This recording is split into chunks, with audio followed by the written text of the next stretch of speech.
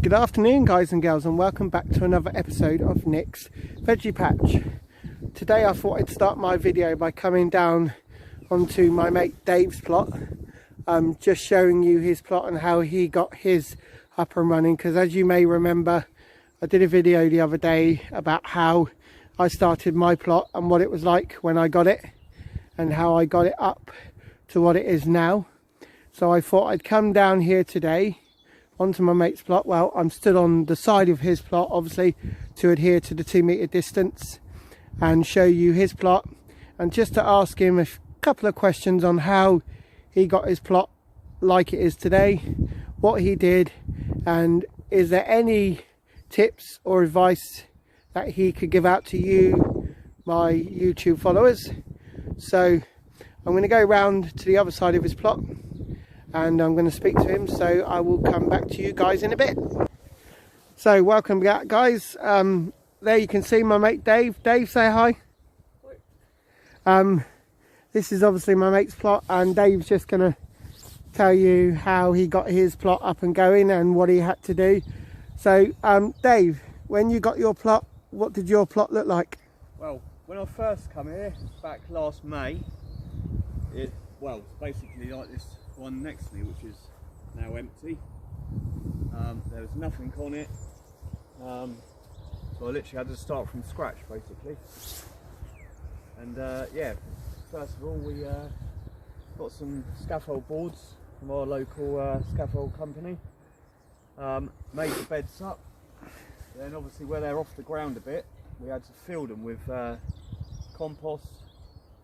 Luckily where my dad works, they had loads going free, so we brought in about 9 ton of horse manure, and built them up, got everything straight and tidy, erected the greenhouse. I'd wait a couple of weeks for the shed, and the shed arrived, and that's been about it really. So how long was it? Well, how long was it while you were here that it took you to get your plot up together? Well, luckily I didn't have much work on at the time and was a bit excited to get the plot up and going. I got it in May last year, like I said, and I think it was about 2 and a bit weeks from like this side to being how it is, how you see it now. So as you can see guys, obviously I don't know if it's the same in your area, but obviously where we are, when we're given a plot, we're given a total of 12 months to get the plot up to fully prepared, ready for planting. So they give you for so many months in advance. So normally for the first 2 or 3 months, they like you to have 25% of your plot done. In the first 6 months, they like you to have 50% of your plot done. And by the 12 months, which is your first full season, they like you to have all of your plot up together.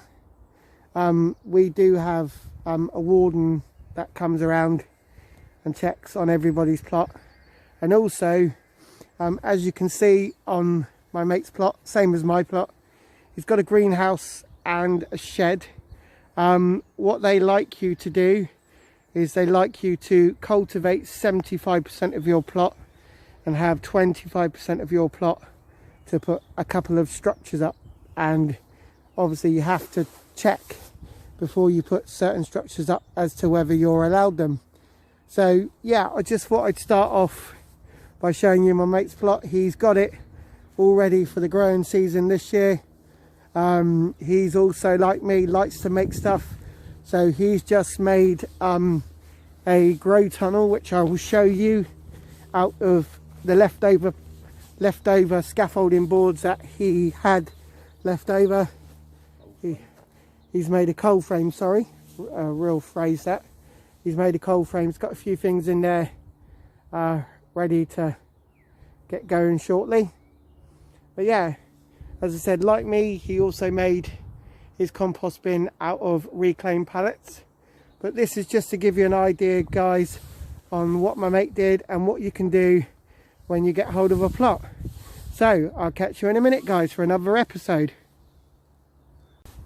Right, guys, welcome back. As you can see, I'm stood outside by my garlic, elephant garlic, that I've planted in October last year.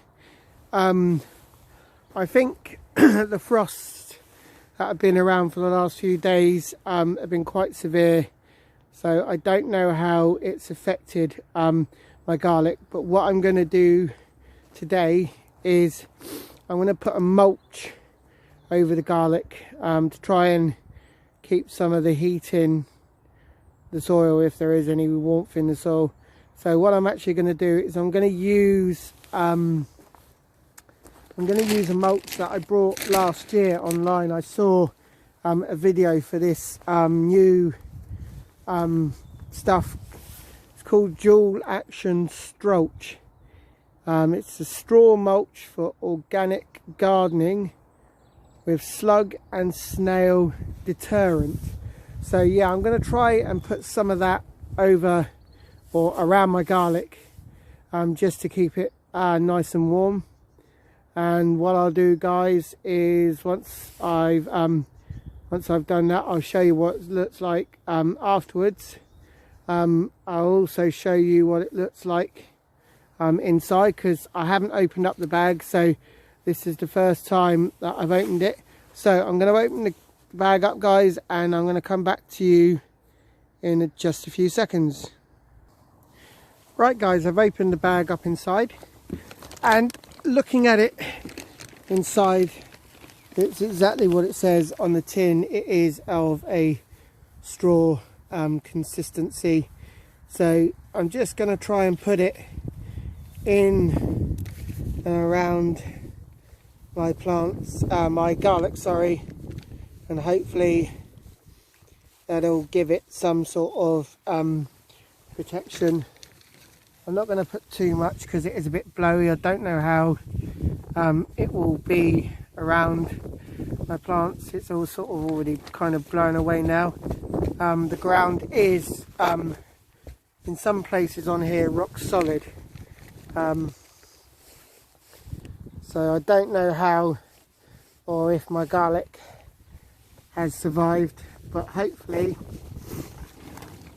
just put a little bit of this down just to see what it's going to be like in certain areas, and see what results we get. If I'm doing anything wrong, guys, obviously let me know in the comments section. But yeah, just see how it goes. Hopefully it will give some protection, as it has been quite bitter down here. So, but yeah, we'll just see how it goes, guys, and I'll come back to you guys in a minute. Right, guys, welcome back. As you can see, I've put the mulch down over the garlic. Whether that works, I don't know. I think maybe I should have put that stuff down when the garlic first started to appear. Hopefully that will keep them warm, or it'll keep the warmth, try and put the warmth back into the ground, hopefully.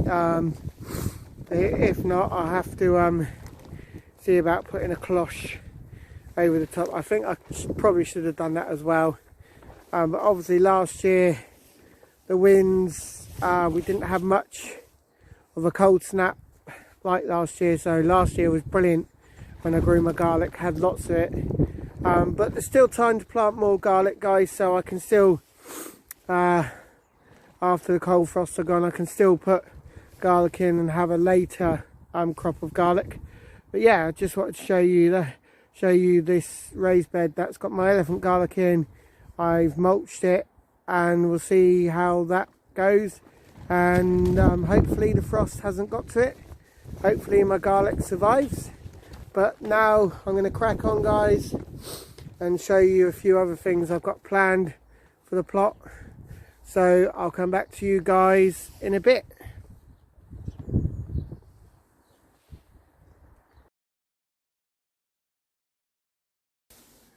Right guys, welcome back to Nick's Veggie Patch.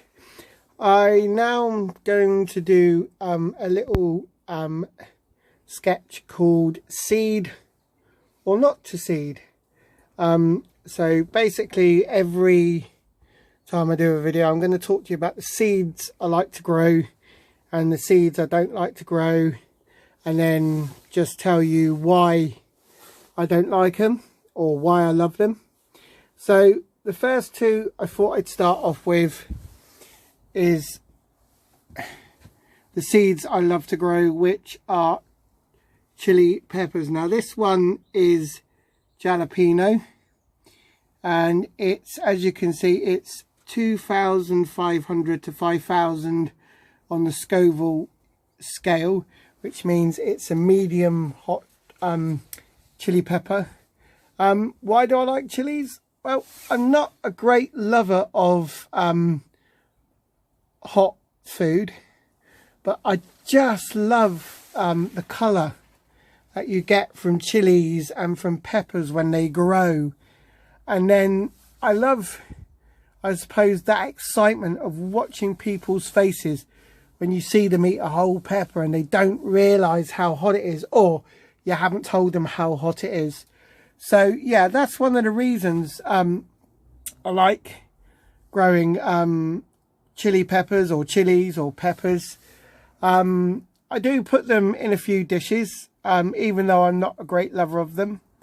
I think they're so versatile, and I think what a lot of people don't realise about chilies or peppers is, in actual fact, the chili itself generally tends not to be hot. It's the seeds or the white membrane in the chili that makes it the sensational fiery chili or pepper that it is. So obviously I haven't got a chili to show you, but if you look on the picture here, you can see the seeds and this white sort of stuff. Well, that's the membrane that is formed when the chili grows and that the seeds are attached to. And I always find if you take out that membrane and the seeds, your chili doesn't become as hot as it would be if you left seeds and the membrane in. Now, a lot of people will say, oh, give it the fiery heatness and, you know, go for it, just leave them in. But a lot of people don't like too much heat. So my advice would be is, if you're going to make a dish that has chili in it and it says it's a hot chili, you leave everything.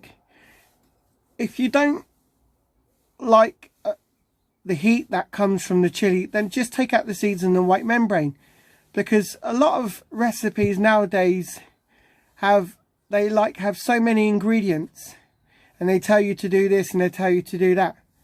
But for me, a recipe is just a guideline. So if the recipe says you need to add the chili as it is, you know, or add the chili and all the seeds and everything else. If you like the sound of that dish, but you don't like the idea of having all that heat from the chili seeds or, you know, the heat from that white membrane, then just take it out. Add the chili without the seeds and the white membrane, and you still got an incredibly amazing dish. But yeah, that's one of the reasons why I like to grow chilies. I grow them every year.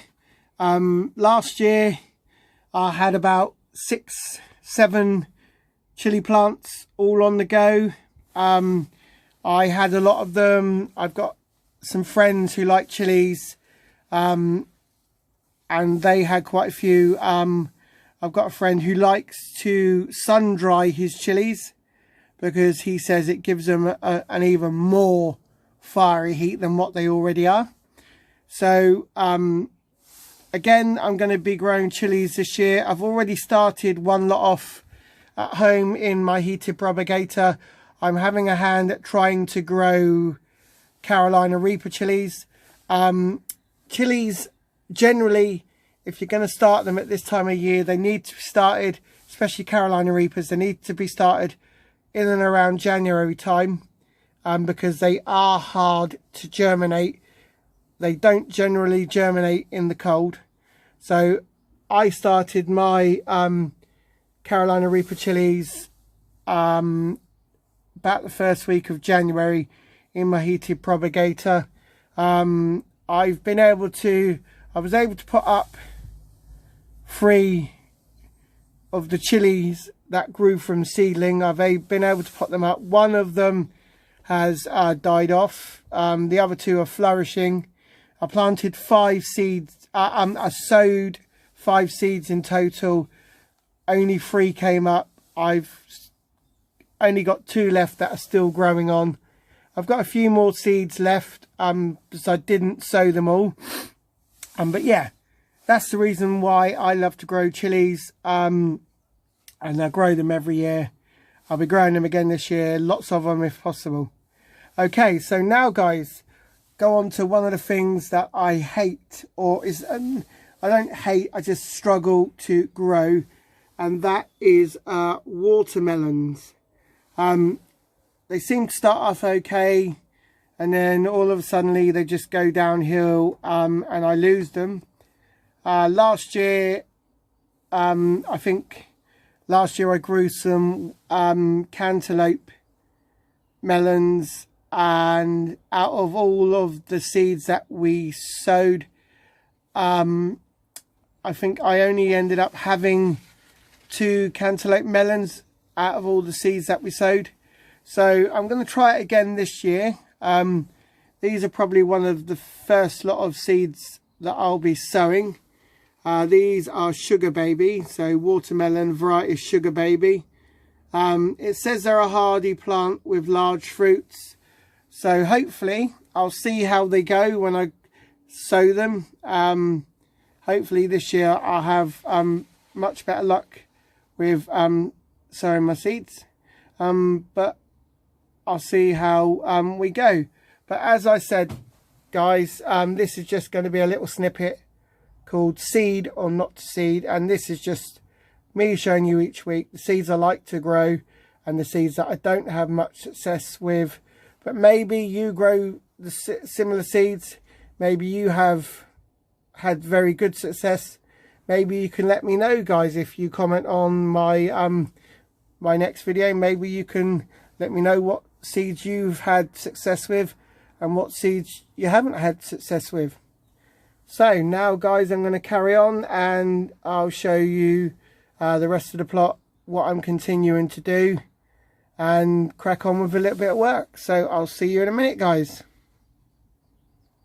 Right, guys, I've brought you into the Polytunnel. I'm not going to be in here for long. I came in here just to have a look at the seeds that I sowed last week, just see how they're coming up. They haven't materialized yet. I've just given them a little bit more water. I think it's too cold in here, so I think for now I'm not going to be doing any more seed sowing until end of February, start of March, obviously, because the propagator that I've got at home, heater propagator I've got at home, isn't big enough to start sowing the quantity of seeds I want to start sowing. So, but I'll leave these ones here in the Polytunnel, and I will keep checking them. There is a little bit of protection from the frosts in here, and obviously I've put the cloche over with the 3 pieces of plastic. But I think I'm going to leave off from sowing any more seeds until I know we're not going to get some of the harsh frosts that we have currently been noticing. As they've said on the news, it's been the hardest and the coldest winter for years, and we've been about -4 or 5 down where I live some mornings. So yeah, that's probably why they haven't been germinating. So this now is just a question in here of filling the raised beds with compost, just to get this ready for this year's growing season, and then we'll go from here. I'm hoping that my fig tree will survive. I'm probably going to cover that over with a bit of cloth until the cold snap goes, but as you can see, it's also a bit windy down here at the moment. So I'm going to come out of the Polytunnel, show you the last little bit of what's going to be achieved over this weekend on the plots, and then I think I'll go back home, guys, in the warm. So I'll come back to you in a minute. Right guys, I've brought you back to an area of my plot where it's full of rubbish at the moment. Well, this shall all be going over the weekend because I've booked a slot at my local recycling centre, and I'll be getting rid of all this. So hopefully this area will be gone over the weekend, and then hopefully I'll be booking a second slot because I've got still a fair bit a few other bits to get rid of. I don't think I'm going to be able to get rid of everything I need all in one go, so that'll all be got rid of this weekend. That will allow me to have a look at what my paths are like, take up all the weeds. As you can see, the raised bed that I dug over the other day, this is pretty much not looking too bad now. I've just got the remaining weeds to get up, but I think the hard frost has pretty much killed basically most of the weeds that are in here. But I think this is one of the raised beds that I think I'm going to turn into a kind of a no-dig raised bed. So I think what I'll do is I'll clear the remaining weeds in this raised bed. I'll take out some of the soil that I've already dug, put cardboards in possibly this raised bed here and also this raised bed, and then basically dump the rest of the soil and some compost on top, completely leave it as it is, and then basically possibly for this year and next year leave it as a no dig bed. So I'm probably looking at having maybe 1, 2, 3 possibly beds that are going to be no dig. So basically you don't dig the soil, so whatever you plant, you just move a little bit of the soil with a trowel, plonk in what you're going to be growing. But you basically it's a trial to see how other raised beds work over a no dig raised bed. So basically, if I have 3 raised beds that are no dig, how will the crops compare into the beds that I make, that I use that will be dig, or that I dig? It's a philosophy that one of the YouTubers that I follow, and he's in every gardening magazine that I buy, called Charles Dowding. He does this technique of no dig and dig. He tries experimenting. I think it's a great philosophy on what he does, so I want to try it myself. I want to see how it goes. So I'm going to be using about 3 raised beds and turning them into no dig, and then the other raised beds will be dug up and planted in, and I'll see where I get the best crops from. So that's what's going to be happening over the next few months, getting them ready. As I've said, all that rubbish there is going to be taken down to the recycling centre, all the old blue bins. Hopefully my plot will be cleared. I'm going to go to one of my other local allotment sites where I live, called the Drove, and I'm going to get some more of their bamboo canes. They've just had a delivery of fresh bamboo canes in. They do some really nice stuff up there. They've got their own shop that you can buy stuff from, and at very, very competitive prices. So these bags of manure here, they might not look it, but they're 40-litre bags of manure with a mixture of mushroom compost thrown into boot, which I've already dug into a couple of my raised beds where I've put my potatoes. Hopefully there will be enough warmth in these two raised beds. Hopefully my potatoes will come up. I've put in an early crop of rocket potatoes, but we'll have to wait and see on that one as to whether we get a crop of potatoes due to this frost we've been having. It looks like the frost has got to my lovely rhubarb. Hopefully that will come back, because rhubarb is a very hardy plant, so hopefully that will come back from the harsh frosts that we've had. But yeah, lots to do, guys, lots to get done. There may be another small video tomorrow, because it hasn't been the warmest of days today, so there may be another video on a few things that I do from home. Obviously I've got my heated propagator, so I can get a few bits and pieces done at home. But hopefully, guys, you like this video. I hope you like all the videos that I put up. I hope they are constructive.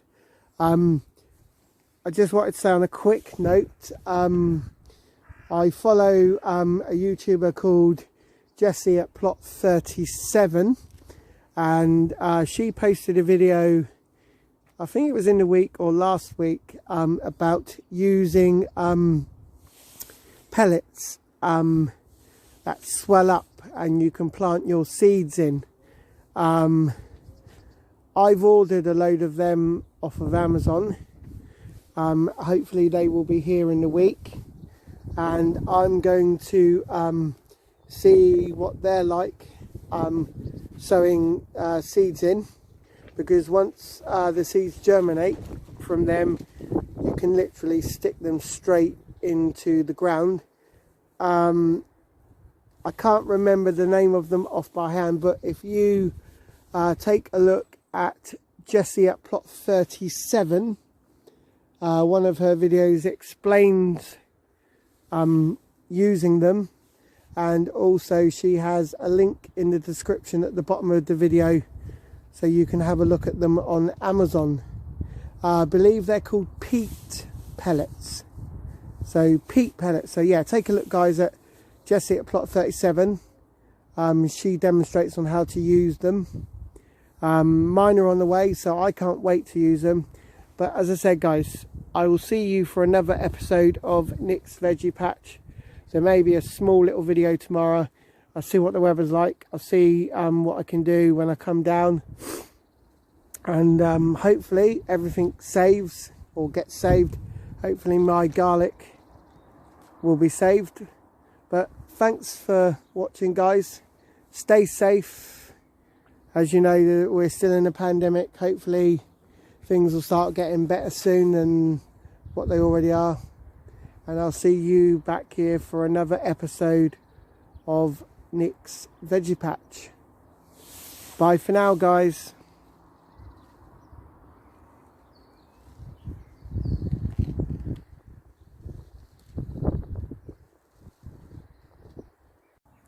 This is a shout out to all my fellow YouTube followers.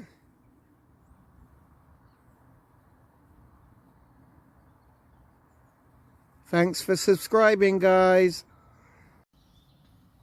Thanks for watching. To see more from Nick's Veggie Patch, please subscribe to my channel, hit the bell for new notifications, and don't forget, please click on the thumb at the bottom of the page to save videos to favourites. Bye for now, guys and girls.